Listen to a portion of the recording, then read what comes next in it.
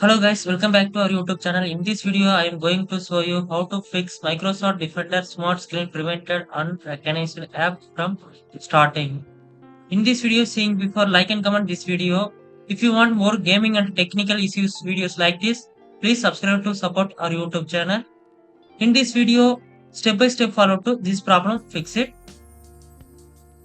First step for the restart. So go to the start menu. Click on the power button, select the restart button, click here to restart your system. Sometimes this method works. So go to the next step, disable third party antivirus. So like this,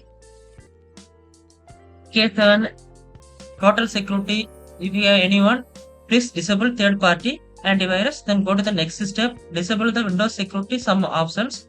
For that, go to the Windows search bar, then type that Windows security. Just click to open it.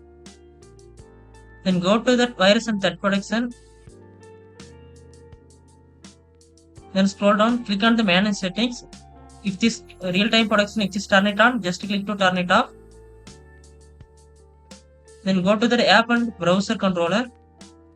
Then scroll down.